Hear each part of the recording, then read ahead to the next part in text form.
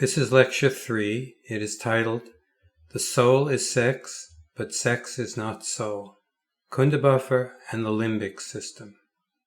It is based on Gurdjieff's book, All and Everything, Beelzebub's Tales to His Grandson, and Gurdjieff's book, Meetings with Remarkable Men, and especially Gurdjieff's unique concept of Kundabuffer.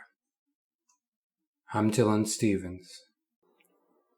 In this lecture, we will discover that Kundabuufer is a clue to the placement of the soul in the food octave, which will be expanded here as the human octave, which will show the limbic system.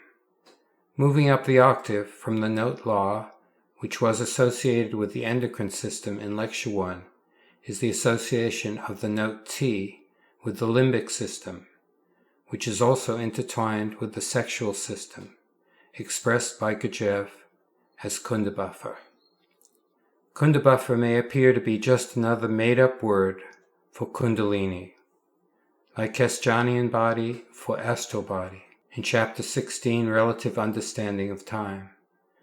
But in this case, according to Beelzebub, it is the name of a physical organ which was placed in our ancestors for 3 years by the archangels. Although we no longer have this organ, its memory remained, leaving a disposition to it. Kundabuufer is introduced at the very beginning of Beelzebub's Tales, Chapter 9, The Cause of the Genesis of the Moon, and Chapter 10, Why Men Are Not Men.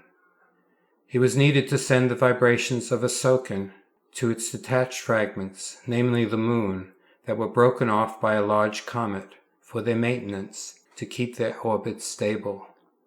Much later in Beelzebub's Tales to His Grandson, Chapter 21, the first visit of Beelzebub to India, Gurdjieff tells us how the word Kundabuufer was changed to Kundalini. However, considering that it was introduced at the beginning and mentioned over and over throughout the book, and it is the highlight at the end of the last chapter, Chapter 47, Beelzebub's Tales to His Grandson, the inevitable result of impartial mentation, it clearly has greater importance than the mere substitution for Kundalini or Tantric practices. The practices of Kundalini are ridiculed in Beelzebub's Tales to His Grandson, Chapter 21, The First Visit of Beelzebub to India. Saint Buddha, among other things, explained to the beings of Pearland how and to what part of the body of their ancestors the said famous organ Kundabuufer had been attached. He told them that the archangel Louisos had by a special means made this organ grow in their ancestors at the extremity of that brain which in them, just as in you, nature has placed along their back in what is called the spinal column.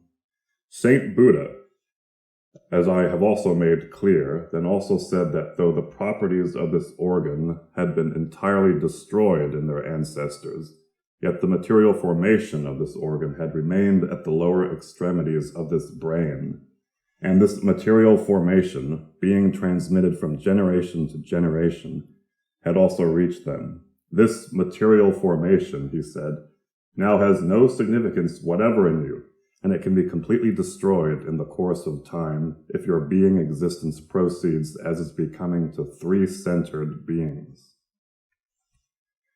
It was just when they began wiseacring and inventing various forms of that famous suffering of theirs that they also played their usual tricks with this word.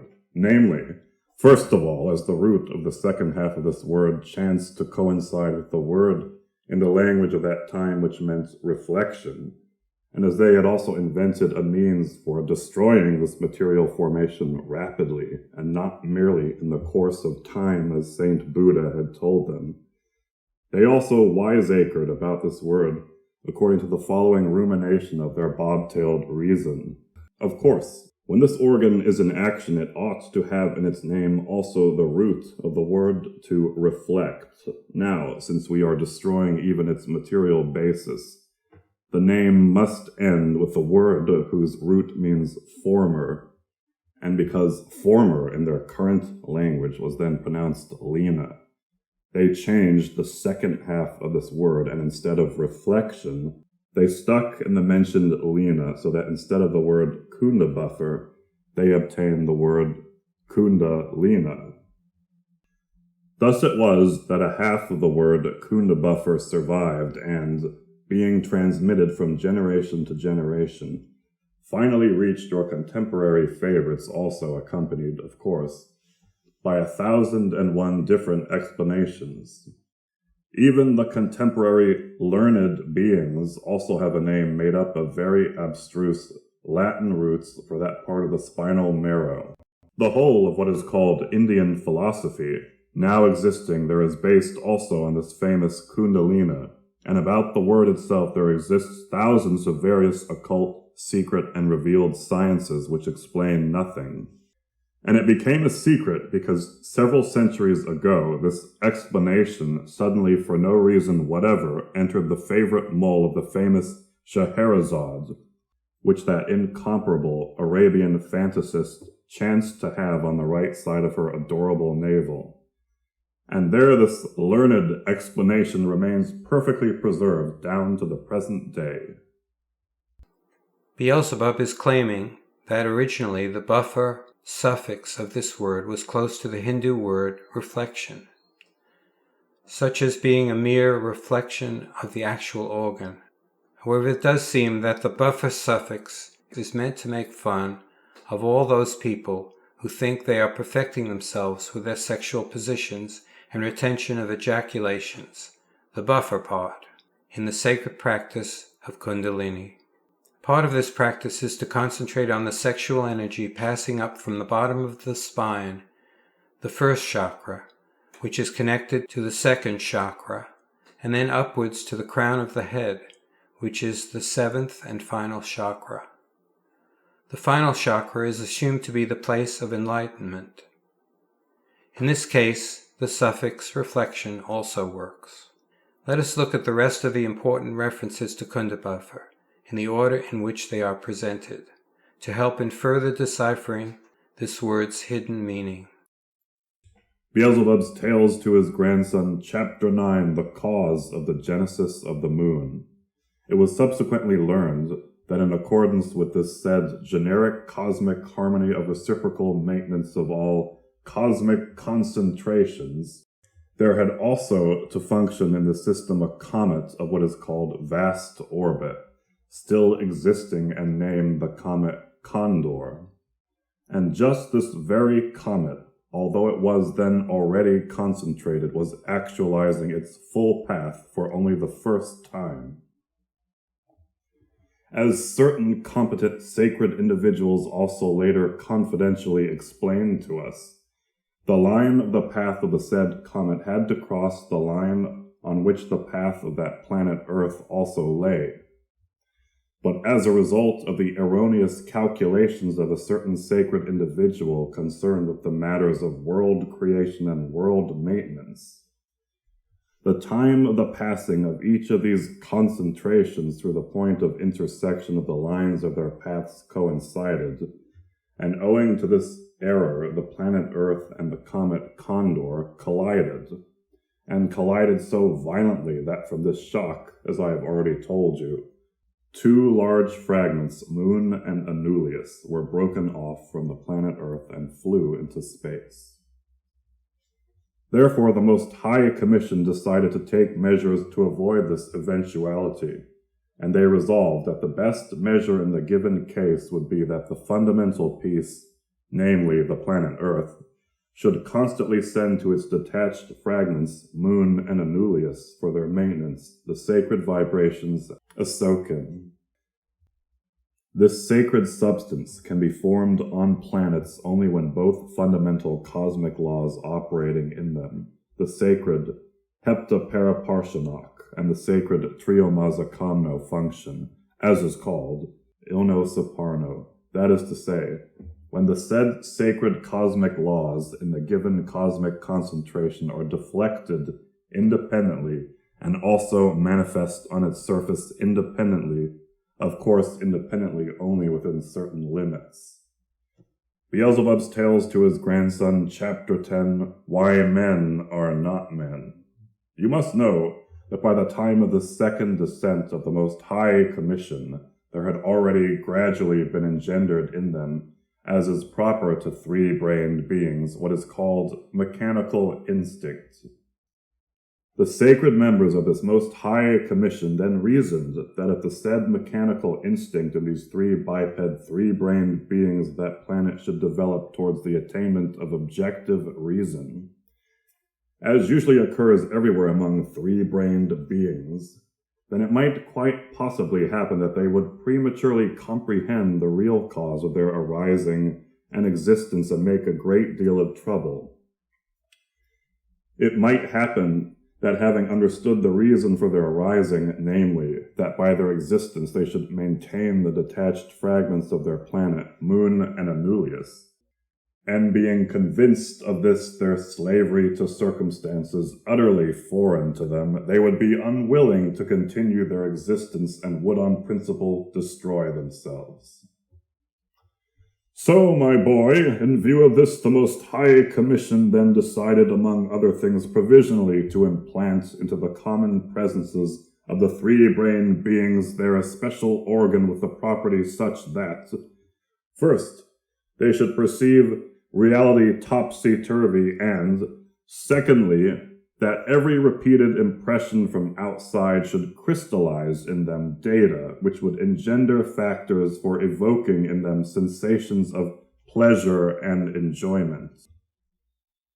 And then, in fact, with the help of the chief common universal arch-chemist, physicist, angel Luisos, who was also among the members of this Most High Commission, they caused to grow in the three-brained beings there in a special way, at the base of their spinal column, at the root of their tail, which they also at that time still had, and which part of their common presences furthermore still had its normal exterior, expressing the, so to say, fullness of its inner significance, a something which assisted the arising of the said properties in them.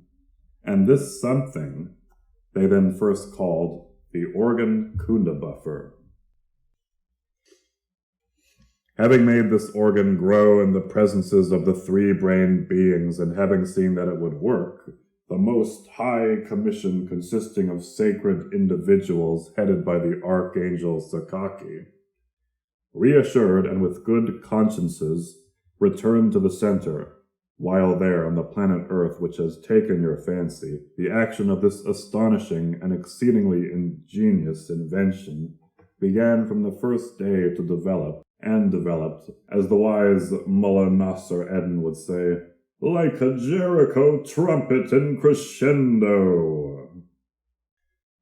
Now, in order that you may have at least an approximate understanding of the results of the properties of the organ devised and actualized by the incomparable angel Luisos, blessed be his name to all eternity, it is indispensable that you should know about the various manifestations of the three-brained beings of this planet, not only during the period when this organ Kundabuffer existed in their presences, but also during the later periods when, although this astonishing organ and its properties had been destroyed in them, nevertheless, owing to many causes, the consequences of its properties had begun to be crystallized in their presences.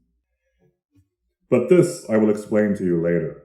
Meanwhile, you must note that there was still a third descent of that Most High Commission to that planet, 3 years later according to objective time calculations, but this time it was under the direction of the most great arch-seraph Seva Tartra, the most great archangel Sakaki having, in the meantime, become worthy to become the divine individual he now is, namely, one of the 4 quarter maintainers of the whole universe. And during just this third descent there, when it was made clear by the thorough investigations of the sacred members of this third Most High Commission, that for the maintenance of the existence of those said detached fragments, there was no longer any need to continue to actualize the deliberately taken anticipatory measures. Then among the other measures there was also destroyed, with the help of the same arch-chemist, physicist, angel Luisos, in the presences of the three-brained beings there, the said organ Kundabuufer with all its astonishing properties.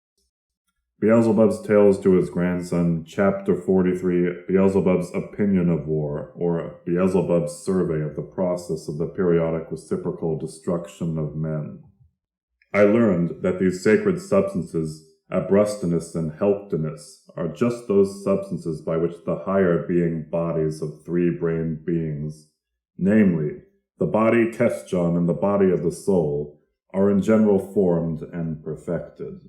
And when I learned that the separation of the sacred Asokan from the said sacred substances proceeds in general when the beings on whatever planet it might be transubstantiate the sacred substances abrustinus and helptinus in themselves for the forming and perfecting of their higher bodies by means of conscious labors and intentional sufferings. And so, my dear Hessian, when it appeared that the instinctive need for conscious labor and intentional suffering in order to be able to take in and transmute in themselves the sacred substances abrustinus and helptinus, and thereby to liberate the sacred Asokan for the maintenance of the moon and Anulius, had finally disappeared from the psyche of your favorites, then great nature herself was constrained to adapt herself to extract the sacred substance by other means, one of which is precisely that periodic, terrifying process thereof, reciprocal destruction. The truly learned, though very proud and self-loving Kurd, Atarnak, ascends the cathedra and speaks as follows. Now listen to what we must do to attain this aim. The results of all my researches clearly prove that nature requires that at certain periods a certain number of deaths should take place on the earth, and at the same time I have succeeded in making clear that for the needs of nature it is indifferent which deaths these are, whether deaths of people themselves or deaths of the lives of other forms of beings, two-brained beings. From this it follows that if the number of deaths required by nature is made up by the deaths of other forms of lives of the earth, then obviously the need for the number of deaths of men themselves will thus be of itself correspondingly reduced, and it will be quite possible to attain to this if all the members of our society continue to work with the same intensity, only not with the aim of realizing our former program, but of reviving upon the earth a larger scale than before the ancient custom among men of offering sacrifices to their gods and saints by destroying the lives of other forms. So it continued until that time when a certain famous Asadullah Ibrahim Ogli, a Persian dervish who obtained his arising and who was formed into a responsible being on that same continent, turned all this in another direction. This ingenious and energetic Persian dervish, Asadullah Ibrahim Ogli, here, there, and everywhere, very cleverly persuaded these other dervishes of the truth of his idea. And these, in their turn, now everywhere persuaded the ordinary beings of the continent Asia that the destruction of the existence of beings of other forms, it is not only not pleasing to God, but that the destroyers would even be obliged to bear in another world, in hell, a double punishment, one for their own what are called sins, and one for the sins of the beings destroyed by them, and so on. And thanks to preachings of this kind about the other world by dervishes, considered great authorities on such questions, the beings of Asia did indeed year by year diminish their sacrificial offerings. In short, the result of all the activity of this good Persian dervish was precisely the latest great process of reciprocal destruction, or, as your favorites call it, the Great World War. And so, my boy, although the hypothesis put forward in the theory of that uncommon learned Kurd Atarnak very nearly, as I have already told you, approximated to reality, Yet nevertheless he failed to understand what was most important, namely, that the vibrations required by nature, which have to be formed from the radiations issuing from beings both during their existence as well as from the process of their raskurano, have no significance quantitatively but only qualitatively. So here we have the organ Kundabuufer, which according to Beelzebub is responsible for all the problems of mankind, being the result of miscalculations by the archangels. The first mistake was the result of the erroneous calculations of a certain sacred individual concerned with the matters of world creation and world maintenance, who failed to predict that a huge comet would hit the Earth, causing two pieces to become the moon and a nucleus, which is obscure. Secondly, they placed this organ Kundabuufer at the bottom of the spine of the humans to ensure that they would continue to produce a soken to keep the moon in orbit. Since this organ appears to have the effect of pumping psychotropic drugs to their brain from the bottom of their spine, perhaps the archangels could have just shown them how to find certain weeds and mushrooms instead. Since the humans in early times possessed merely mechanical instinct, they did not have the means of perfecting themselves, and thus it was merely their deaths that would feed the moon. The archangels were afraid that humans would not want to be slaves to the moon and would kill themselves, and thus cause the extinction of human beings. 3 years later, the archangels decide that it is not necessary and dissolve it, probably because the vibrations of the humans were even further diminished. Still, its predisposition remains, and we are still in recovery. Praise to the archangels. However, this absurd fable has a deeper meaning, as we will soon find out. It is important to note that the organ Kundabuufer is being placed at the base of the spine. This is the position of the first chakra, and strangely has no corresponding organ except, of course, the humorous devil's tail. This is the important entry point of Kundalini energy, from the sex organs on its path to the crown of the head. Let us look at the two actions of Kundabuufer. First, that they should perceive reality topsy-turvy, and secondly, that every repeated impression from outside should crystallize in them data which would engender factors for evoking in them sensations of pleasure and enjoyment. Implanting this organ turned out to be a major mistake on the archangel's part. They failed to realize, as the Kurd Atanak later proposed, that a soken can be produced also by the death of lower forms of beings like goats and sheep. Thus, a better solution could have been to encourage humans to perform more sacrifices of animals to the gods, and it seems that history validates this tradition.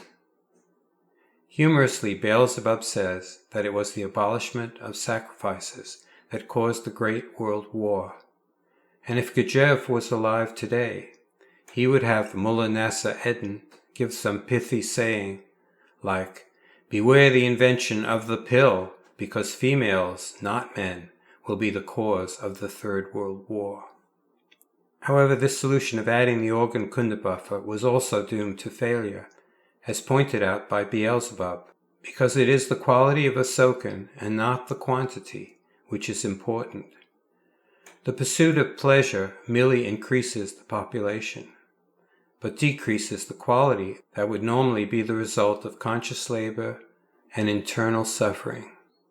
The increased population requires the process of reciprocal destruction, namely the destruction of more human lives to make up the deficit. Beelzebub's Tales to His Grandson, Chapter 47, The Inevitable Results of Impartial Mentation. Finding himself in these cosmic actualizations incomprehensible for all three-brained beings, Beelzebub, in a loud voice unusual for him, very penetratingly intoned the following words: "Thou all and the allness of my wholeness." The sole means now for the saving of the beings of the planet Earth would be to implant again into their presences a new organ, an organ like Kundabuufer, but this time of such properties that every one of these unfortunates during the process of existence should constantly sense and be cognizant of the inevitability of his own death, as well as of the death of everyone upon whom his eyes or attention rests. Only such a sensation and such a cognizance can now destroy the egoism completely crystallized in them that has swallowed up the whole of their essence, and also that tendency to hate others which flows from it. The tendency, namely, which engenders all those mutual relationships existing there, which serve as the chief cause of all their abnormalities unbecoming to three-brained beings, and maleficent for them, themselves, and for the whole of the universe. When Beelzebub reaches the attainment of a soul, having the reason of Podkalad, which is 2 steps above the archangels, he wishes that the new organ, like Kundabuufer, could be placed in humans. He is perhaps hoping that some most high sacred cosmic individual, like Ashiata Shiyamash, in Beelzebub's Tales to his Grandson, chapter 26, should show the people how to resolve the terror of the situation that his new organ will evoke in them. Then by practicing being Patag duty, they could fulfill their true destiny that was planned by our common Father, Creator, Endlessness, and that is to gain a soul. I hesitate to contradict Beelzebub, but I believe that even this great Podkalad is being naive. I believe that he has missed the root cause for the requirement of a soken to feed the moon. To be constantly reminded of one's death will certainly fulfill the purpose of feeding the moon, as fear creates large quantities of a soken. One only needs to be at a funeral or put one's hand into the nook where the Golgotha stone of the crucifixion is supposed to be, to feel the blast of dark energy which comes not from the spirit of the deceased body, which might still be lingering, but rather from the fright of looking into death internalized inside oneself. It is not the actual death that creates the required energy, but fear. In any case, this organ, Kundabuufer Point 2, cannot be more powerful than the feared word of cancer. What is it that people do when they hear this word about themselves or someone they know? They fear, and then they deny. Denial is the suffix buffer in Kundabuufer. In fact, in elite Illuminati cult circles, it is a known fact that fear increases the vivifying effect of the blood of an innocent victim. Thus the Dracula legend. Fear also causes the 3 F's, freeze, flight, or fight. Since those who choose freeze or flight will not cause disruption, the fight reflex people will look to place the blame on something or someone and cause another period of reciprocal destruction, and the others will be persuaded to follow. Fear is also the method that power-possessing individuals use to keep their subjects in line, and thus the Western world is merely serfs with credit cards. This brings us back to the situation encountered in Beelzebub's first descent. Beelzebub's Tales to his Grandson, Chapter 15, The First Descent of Beelzebub upon the Planet Earth. It is necessary to premise just here that at the period of my first descent in person onto this planet, the organ Kundabuufer was no longer in the 3-brained beings who interest you, and it was only in some of the 3-brained beings there that various consequences of the properties of that, for them, maleficent organ had already begun to be crystallized. In the period to which this tale of mine refers, one of the consequences of the properties of this which had already become thoroughly crystallized in a number of beings there was that consequence of the property which, while the organ Kundabuufer itself was still functioning in them, had enabled them very easily and without any remorse of conscience not to carry out voluntarily any duties taken upon themselves or given them by a superior. But every duty they fulfilled was fulfilled only from the fear and apprehension of threats and menaces from outside. Here is the food octave. Starting with the ascending fourth stopender of the fundamental cosmic heptaparapashnak is the digestive system, which is made up of the stomach and the duodenum. Then the circulatory system in the liver, the nervous system in the cerebellum, the thinking system in the cerebrum, the endocrine system, hormones, and in parentheses, heart, law, the reproductive system, and the sexual organs. And then this passes to the ascending fifth stopender of the fundamental common cosmic heptaparapashnak, to the higher Tao, which is God. To understand the root cause of fear, one must look at the stopender law, which was uncovered in the food octave, recently covered in Lecture 1. Upon reaching the point soul, there is a crisis inside the cerebrum that manifests itself as fear of the unknown. Since the next point law is harmoniary, there is a perceived contradiction between thought and emotion. This is of course the point where being Padog duty is necessary for the establishment of the two higher being bodies, Keschan and Soul, and the creation of a higher vibrational state that can assist in passing from the second discontinuity of T to the higher Tao of the completed being in the reason of Anklad.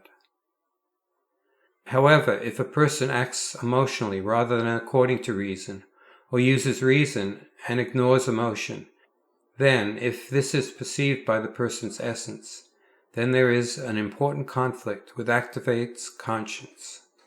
Because sometimes emotions should lead and other times thought should lead, inevitably there should be caused remorse of conscience. If this struggle is performed intentionally, that's intentional suffering, then the Keschanian body and the soul are built. However, if this conflict of emotions and reason is perceived merely by the unconscious, then psychological damage results.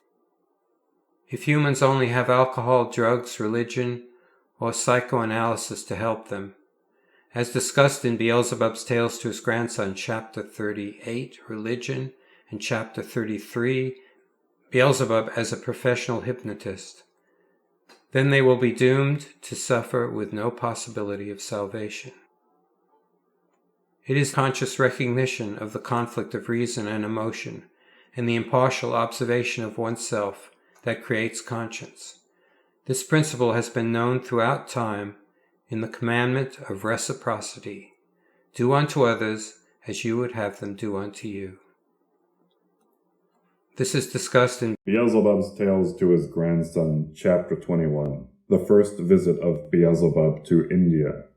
It turned out, indeed, that Saint Buddha himself had, in the course of his explanations to some of his closest initiated by himself, very definitely expressed himself concerning the means of the possible destruction in their nature of the mentioned consequences of the properties of the organ Kundabuufer transmitted to them by heredity.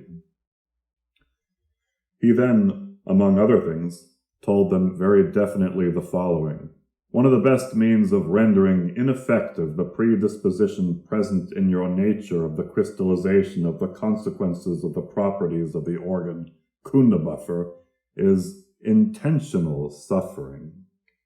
And the greatest intentional suffering can be obtained in your presences if you compel yourselves to be able to endure the displeasing manifestations of others towards yourselves. Gurdjieff clearly alludes to the concept that Kundabuufer and sex are related by locating this organ in the tailbone close to the sex center. The archangels are not alone in their blunder. The Lord God in Genesis planted the tree of knowledge, to know as in to have sex, and by forbidding it enticed Adam and Eve to taste of its fruit. The Sumerian god Enki was persuaded to add sexual organs to his DNA-created black apes due to the great demand for slaves to mine for gold. Being fruitful and multiplying, like a Jericho trumpet in crescendo, was the inevitable outcome of both situations, and the flood did not succeed in wiping out this overpopulation. Clearly, the addiction of sex quickly became the purpose of existence of the human race, like animals. Having the sexual act result in birthing babies, they have no incentive to work on their own growth in their short lifetimes, but get to dump all their unfulfilled dreams onto their progeny. Backing up a bit, there is certainly an analogy with the sperm and the ovum creating new physical life. What a miracle that truly is. It makes sense that the point in the food octave at T would also be the point when a new life, a soul, is created. At point law, the Kestjanian body was more of the quality of a ghost form, having a limited lifespan, but T, the soul, being the result of all energy stoppenders below, becomes a true entity unto itself. The Kestjanian body, as with sound, is only possible to exist in the atmosphere.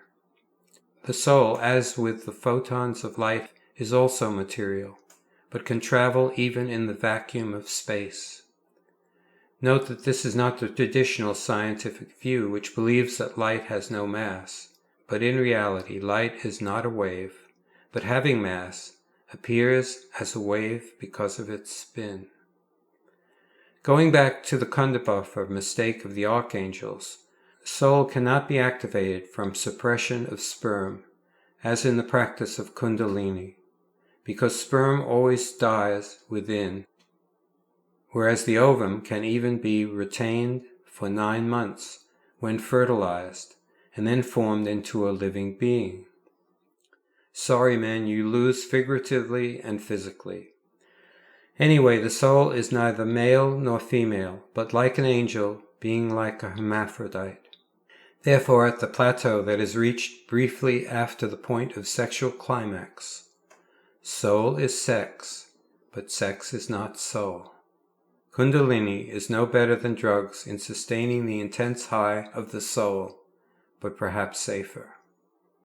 Beelzebub's Tales to His Grandson, Chapter 29, The Fruits of Former Civilizations and the Blossoms of the Contemporary, discusses the use of cocaine.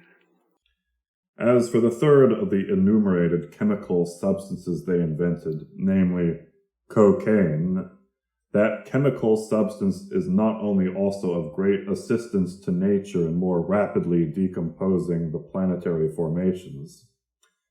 In this instance, their own planetary bodies, but this chemical means has an effect on the psyche of the contemporary beings of the planet Earth surprisingly similar to that which the famous organ Kundabuufer had on the psyche of their ancestors. When their ancestors had that invention in themselves of the great angel Louisos, then, thanks to this organ, they were always exactly in the same state as the contemporary beings are when they introduced into themselves this German invention called cocaine. I must warn you, my boy, that even if the action of that German invention is similar to the action of the famous organ Kundabuufer, it happened without any conscious intention on the part of the contemporary beings of the community Germany. They became colleagues of the great angel Louisos only by chance. At the present time, almost all of the beings who become genuine representatives of contemporary civilization very meticulously and with the greatest delight and tenderness introduced into themselves the blessing of contemporary civilization. Of course, always to the glory, as our dear Mullah Nasser Eden says, of the cloven hoofed. This Kundabuufer gone wild result may be the superficial result, but it is important to look at the first description of the two actions that can easily be overlooked: to perceive reality topsy-turvy. Its deeper significance is to say that the organ is acting in the exact opposite place, Thus, instead of acting at the first chakra and second chakra of the sex organs, it should be acting at the last chakra of the crown of the head. This turns out to be of great importance in its relation to the food octave, recently covered in Lecture 1, and the true position and relationship of the limbic system in the brain. In assigning the 5 senses to the food octave, there are some startling parallels between the 2 apparently missing senses which should be located at La and T, and some major misunderstandings in the concept of the work in the Gurdjieff system. In particular, most people agree that there are 5 senses, or maybe 6 if adding the unscientific 6th sense.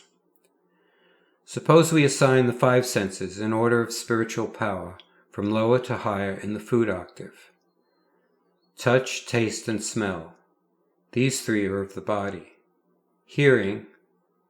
That is why we are bombarded by music when we shop to distract our brains, but its spiritual goal should be to create in us artistic expression and communication. And the other sense of seeing. Thus commercial ads that we see everywhere. But its spiritual goal should be to learn and grow in understanding of the world and studying the sages that have preceded us. Many religions and philosophies have added to these 5 a 6th sense, indicated by the 3rd eye, but amazingly modern science has now come up with a 6th sense and a 7th sense. And this gives 7, which aligns with the law of 7 so important in the Gurdjieff system. These 2 new senses that are considered as important as the 5 that you have been using all along, the Vestibular System and the Proprioception System. In the diagram of the senses octave here, there's touch, taste, smell, hearing, seeing, vestibular, which is balance and attention, proprioception, which is spatial prediction, intuition, awareness of self. The vestibular system adjusts balance and attention. This system accounts for the perception of our body in relation to gravity, movement, and balance. It provides information relating to movement and head position. It is important for development of balance, coordination, eye control, attention, being secure with movement, and some aspects of language development. It measures acceleration, g-force, body movements, and head position. Therefore, knowing that you are moving when you are in an elevator, knowing whether you are lying down or sitting up, and being able to walk along a balance beam. The Proprioception System manifests the ability of spatial prediction, intuition, and awareness of self, and it is the sensing of the relative position of neighboring parts of the body and strength of effect being employed in movement. It was developed by the nervous system as a means to keep track of and control the different parts of the body. A normal person is able to move a finger knowing where and what the finger is doing. With little effort, the normal person can just put his or her finger to his or her nose easily. Without it, the brain cannot feel what the finger is doing, and the process must be carried out in more conscious and calculated steps. These 2 senses have an uncanny resemblance to the work. For those who have parroted the necessary attention, impartiality, and awareness of self in the work, this will come as a shock.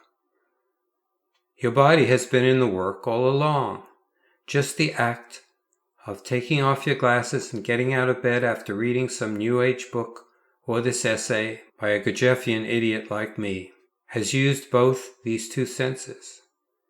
In the humor of Gurdjieff, I would call this the VP method of becoming a man/woman in capitals.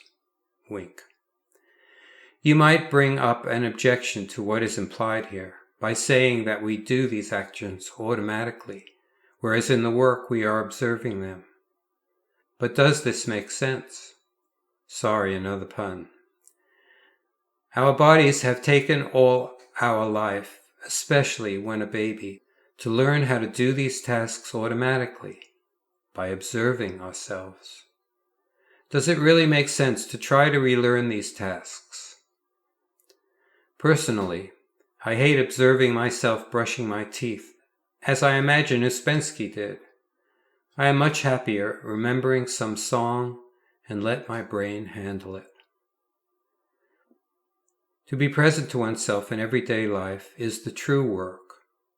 But being aware of the mental daydreaming of the mind or the trivial feelings that arise in the hormonal system has the problem of making oneself superior to others just because you are semi-awake. This encourages callousness or self-centered impartiality that is the direct opposite of the Christian concept of agape love. Even worse is to observe these two newly discovered senses, believing that they possess some magic formula to spiritual growth when they are merely functioning automatically on their own. You might as well observe some smell or taste or tactile sensation, as in Beelzebub's Tales to his Grandson, chapter 30, entitled Art. Perhaps the observation of one of the other minor senses, sexual stimulation, might be more fun. Sex magic. Sorry, Gurdjieff's humor is controlling me now. Or is it Aleister Crowley? Now, putting all these potential arguments behind us, one must be curious to see if these two new identified senses, when compared to the food octave, could give insight into the Kestjanian body and the soul. Look at the comparison in the next figure that shows senses aligned with the food octave. The sense of touch and the sense of taste aligned with the digestive system. The sense of smell aligned with the circulatory system and the liver. The sense of hearing aligned with the nervous system, cerebellum. The sense of seeing aligned with the thinking center and the cerebrum. The vestibular system of balance and attention aligned with the endocrine system, hormones, in parentheses, heart. The proprioception sense, spatial prediction, intuition, awareness of self, in conjunction with the limbic system and the reproductive system, the sexual organs. Looking at position law, which was the breakthrough found in Lecture 1, showing the missing stoppender is the endocrine system, and thus was already associated with emotions similar to the Christian concept of agape love. This corresponded to the sixth chakra, which is associated with the third eye, and the pineal gland, which is shaped as a pine cone in the brain. The pineal gland is well known as being a powerful spiritual force, as are all the hormonal glands. It is even on the Pope's staff, and yet in 19 it was that he was so familiar with these secret dark ceremonies, and why in the courtyard of the Vatican there is a huge pine cone statue. It does not take a leap of faith to see that the sixth sense is the root point of the Kestjanian body. At this time it should be noted that Uspensky shows in his diagram In Search of the Miraculous the octaves of the Kestjanian body and the soul as proceeding beyond the higher Do to continue their octaves. According to him, the Kestjanian body begins its octave at Do at the entry of air between Mi and Fa in the food octave, and the Do of the octave of the soul begins between Sol and La, which would be between Mi and Fa of the Kestjanian body. Gurdjieff also points to the fact that the Kestjanian body begins to be fed by air between Mi and Fa, but does not get into any more detail on this. In any case, since we know nothing about these continuing octaves, it is clearer to consider that the food octave, and thus my sense octave, contains within itself the complete circle of being existence, which includes the body Kestjan and the soul that reaches the Holy Son, Absolute, Heaven, at the higher Do. In Lecture 2 on the Enneagram, I showed that the cross palms of the Prospectus for the Gurdjieff Institute 1919 and the joining point of the two upper lines of the Enneagram is the location of purgatory, the imperfect representation of God. Now, if one follows the logic that the root of the Kestjanian body is at La, then it would make sense to place the root of the soul on the next stop under T. This is the place of the sexual center, and this is where the previous section of this discussion about the organ Kundabuffer comes in. Such a concept of placing the soul at the position of the sex center may be difficult to accept at first because most religions do not believe that heaven is the place of unfettered sexual activity. This is traditionally relegated to hell, where there must be lots of STDs intermixed for punishment. Given that the point of sexual climax is the highest feeling of ecstasy, it makes sense to say that soul is sex at T, and in the same way that the body Kestjan is agape love at La. To make it clear, soul is not sex, because Kundalini is not the way to enlightenment. Comparing again the hormonal system at La, the body Kestjan can be sensed within when it is present. It is often pictured like the Sacred Heart of Jesus as it warms the chest and is at peace with the world. The parallel to the soul at T is light as pictured in the halo. The real question is whether there is a comparable system to the endocrine system at La that might be of higher quality than the sexual system at T. The clue to this is Kundabuufer, because there is such a center called the Limbic Center, which, like Kundabuufer, has a part of it in the brain that is susceptible to addiction. This whole limbic center consists of a set of brain structures located at both sides of the thalamus, immediately beneath the cerebrum. The limbic node is an arc-shaped region of the cortex on the medial surface of each cerebral hemisphere. And here is a diagram of the areas. Some of the limbic areas are the cortical areas, orbital frontal cortex, a region in the front lobe involved in the process of decision-making. Entorhinal cortex, related with memory and associative components. Hippocampus, which plays a central role in the consolidation of new memories. The subcortical areas, septal nuclei, considered a pleasure zone. Amygdala, performing the primary role of the processing of memory, decision-making, and emotional responses. Nucleus accumbens, involved in reward, pleasure, and addiction. Diencephalophallic structures, hypothalamus, in the shape of an almond, controls body temperature, hunger, important aspects of parenting and attachment behaviors, thirst, fatigue, sleep, and circadian rhythms. To date, science does not have a clear idea of the areas that should be included in the limbic system, but it is clear that it influences the endocrine system and the sexual system. It is the place of mystical and religious trance states and sexual fantasies. Since the limbic system is the cause of out-of-body and near-death experiences, hallucinations, seeing the future, belief in afterlife, and dangerous sexual perversions, it is important for the left and right hemispheres of the brain to be in control. Thus we can see that equating Kundabuufer merely with the sexual center is too narrow. Its definition is better defined as the union of the sexual center with the limbic center.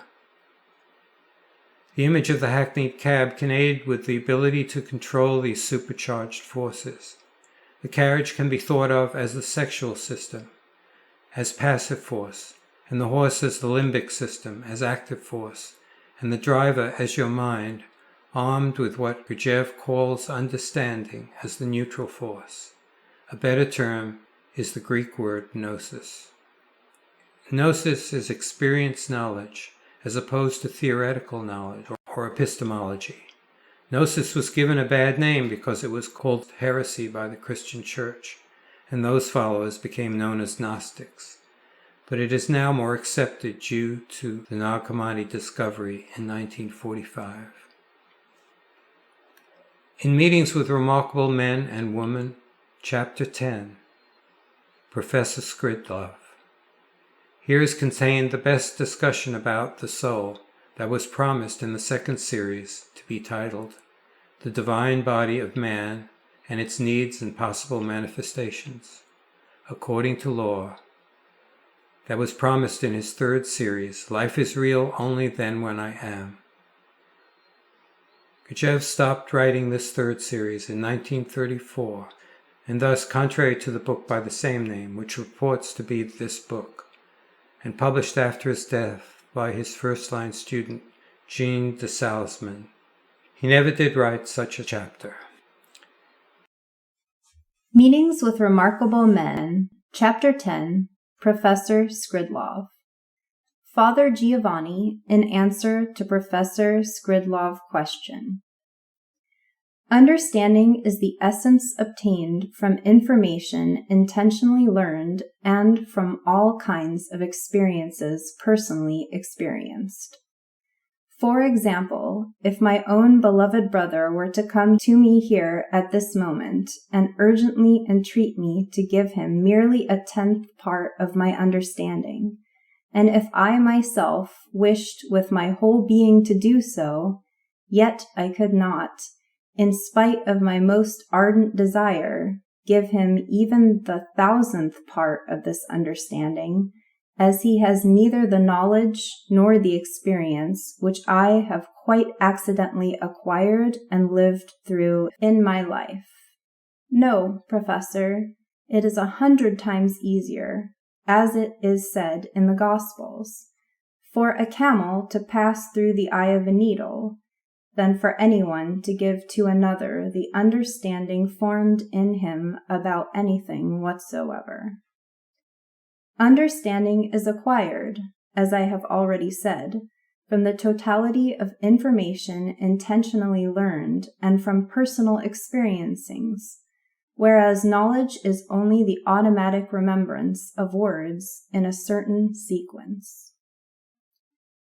Not only is it impossible, even with all one's desire, to give to another one's own inner understanding, formed in the course of life from the said factors, but also, as I recently established with certain other brothers of our monastery, there exists a law that the quality of what is perceived by anyone when another person tells him something, either for his knowledge or his understanding, depends on the quality of the data formed in the person speaking. Then he tells a story about Brother All and Brother Says. The sermons of these two brethren, who are to an almost equal degree holy men, and who speak the same truths, have nevertheless a different effect on all our brethren and on me in particular. When Brother Says speaks, it is indeed like the song of the birds in paradise. From what he says one is quite, so to say, turned inside out. One becomes as though entranced. His speech purls like a stream, and one no longer wishes anything else in life but to listen to the voice of Brother Says. But Brother All's speech has almost the opposite effect. He speaks badly and indistinctly, evidently because of his age. No one knows how old he is. Brother Says is also very old. It is said 300 years old, but he is still a hale old man, whereas in Brother All the weakness of old age is clearly evident. The stronger the impression made at the moment by the words of Brother Says, the more this impression evaporates, until there ultimately remains in the hearer nothing at all. But in the case of Brother All, although at first what he says makes almost no impression, later the gist of it takes on a definite form, more and more each day, and is instilled as a whole into the heart and remains there forever. When we became aware of this and began trying to discover why it was so, we came to the unanimous conclusion that the sermons of Brother Says proceeded only from his mind, and therefore acted on our minds, whereas those of Brother All proceeded from his being and acted on our being. Yes, Professor, knowledge and understanding are quite different. Only understanding can lead to being, whereas knowledge is but a passing presence in it. New knowledge displaces the old, and the result is, as it were, a pouring from the empty into the void. One must strive to understand. This alone can lead to our Lord God. And in order to be able to understand the phenomena of nature, according and not according to law, proceeding around us, one must first of all consciously perceive and assimilate a mass of information concerning objective truth and the real events which took place on earth in the past. And secondly, one must bear in oneself all the results of all kinds of voluntary and involuntary experiencings. This last paragraph is the best summation of how to build a soul. However, it needs some rewording, which I hope that Father Giovanni will not mind. The concept of perceiving and assimilating a mass of information on real events that took place on earth, in other words, its real history, is in fact an impossibility. The concept of real history has been contemplated and debunked by many philosophers, writers, and artists. George Santayana says history is a pack of lies about events that never happened, told by people who weren't there. Samuel Clemens, Mark Twain, the history of our race and each individual's experience are sown thick with evidence that a truth is not hard to kill and that a lie told well is immortal. D.H. Lawrence, the only history is a mere question of one's struggle inside oneself, but that is the joy of it. Leonardo da Vinci, it has come to my attention that people of accomplishment rarely sit back and let things happen to them. They went out and happened to things. I would reword the last paragraph of Father Giovanni to redefine the word history. Firstly, to perceive, assimilate, and extract the objective truths contained in the knowledge or understanding that other remarkable men and women have entrusted to us.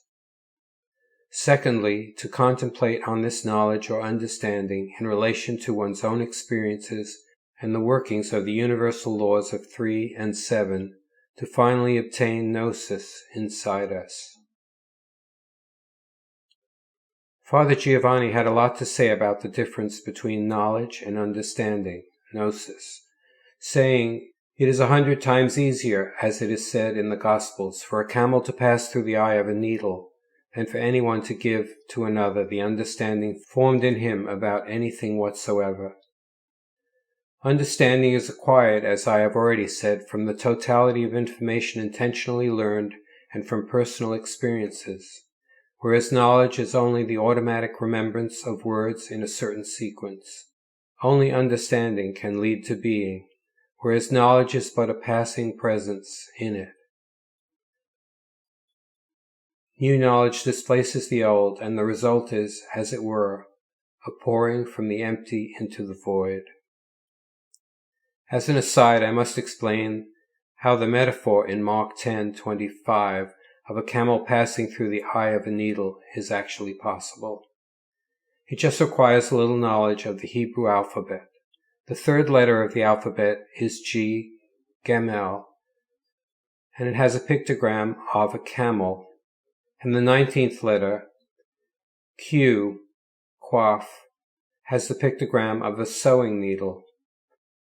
In the Essene monastery, an initiate would enter at the level of 3, Gamel, and graduate at level 19, Quaf, going through the eye of a needle.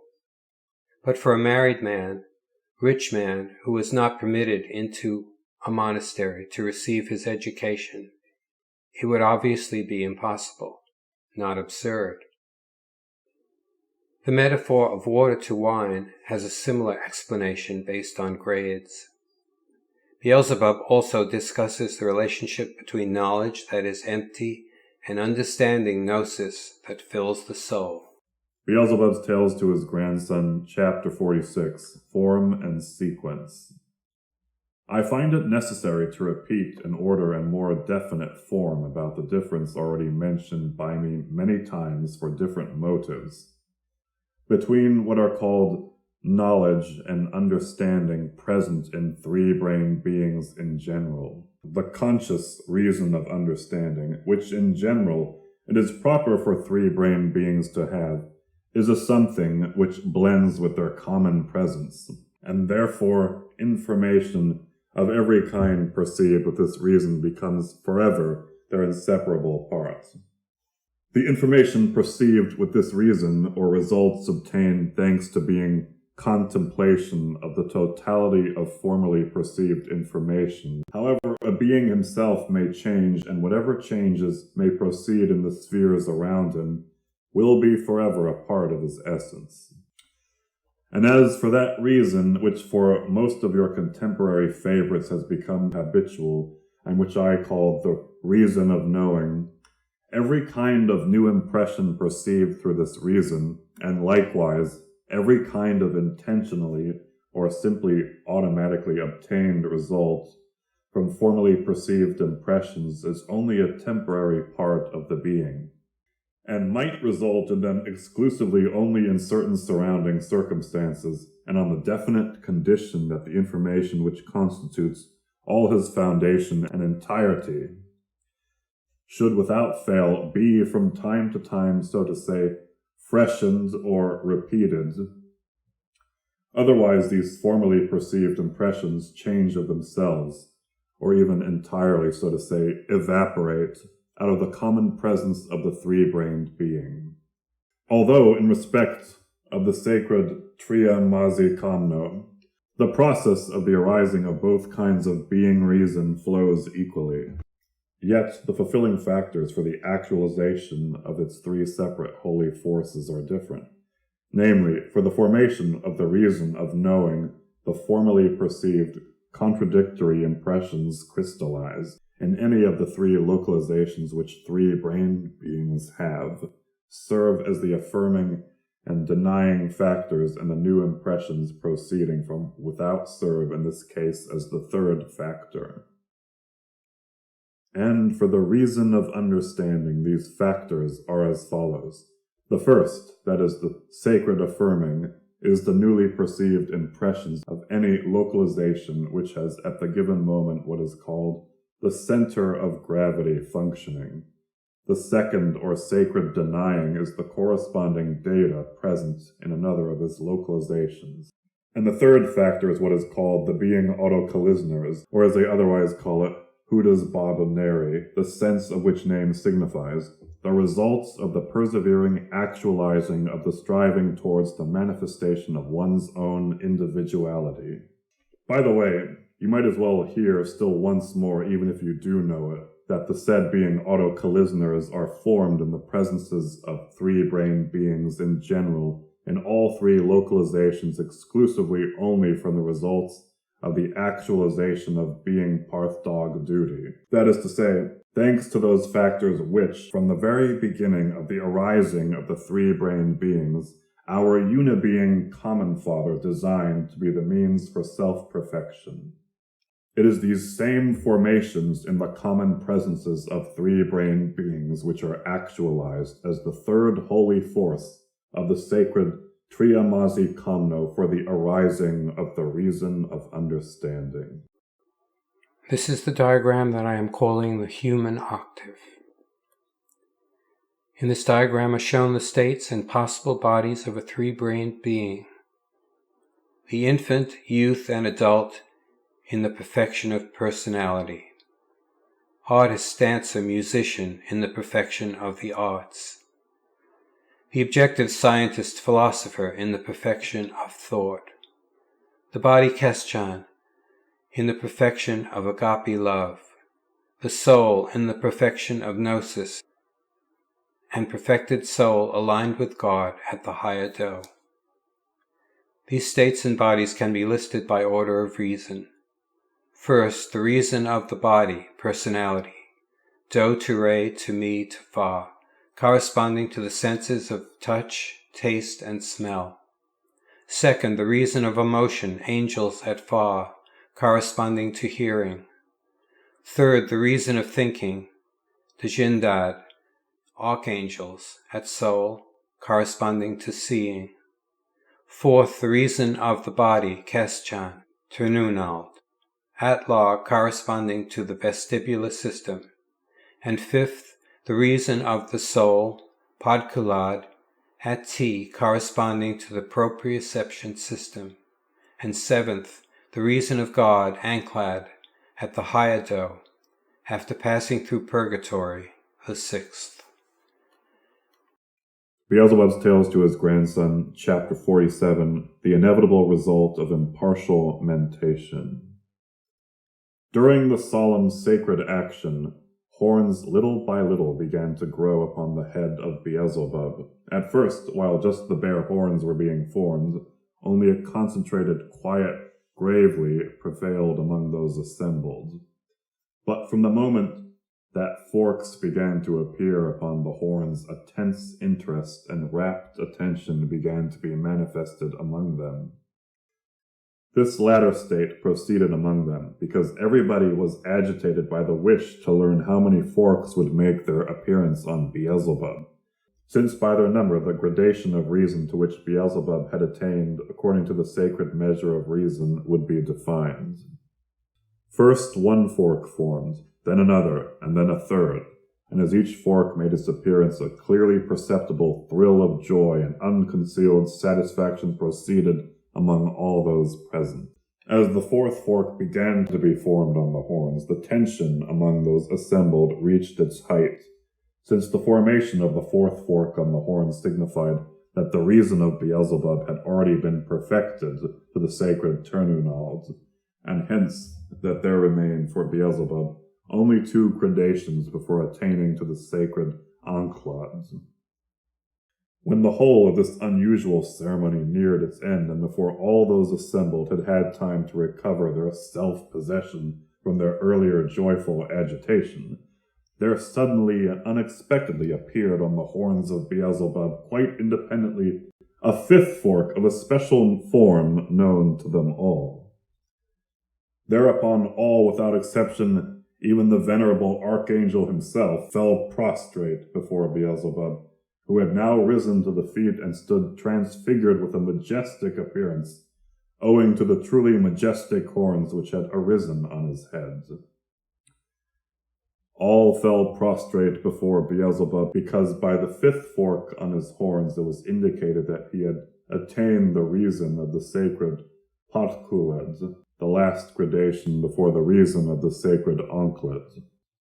The reason of the sacred Anklad is the highest to which in general any being can attain, being the third in degree from the absolute reason of his endlessness himself. But the reason of the sacred Podkulad, to which Beelzebub had already perfected himself, is also very rare in the universe. Hence even the venerable archangel prostrated himself before Beelzebub, because his own degree of reason was as yet only that of the sacred Dejendad, i.e. wanting 3 degrees to the reason of the sacred Anklad.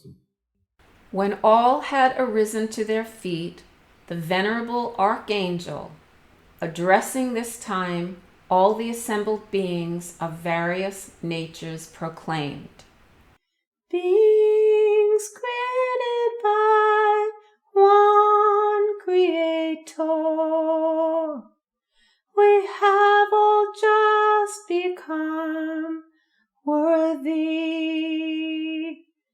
to be the first to behold the final formation of the appearance of that which is the dream, both of all those present and of the beings in general, of the whole of our great megalocosmos.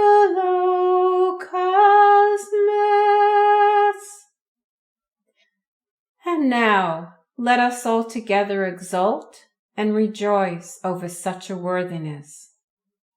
And now let us all together exult and rejoice over such a worthiness, which is for us such a revivifying shock for our ability to struggle against our own denying source, which ability alone can lead us to that sacred Padkulat attained by one of the sons of our common Father, who, although he first transgressed on account of his youth, yet afterwards was able by his conscious labors and intentional sufferings to become worthy, with his essence to be one of the very rare, sacred individuals of the whole of our great universe.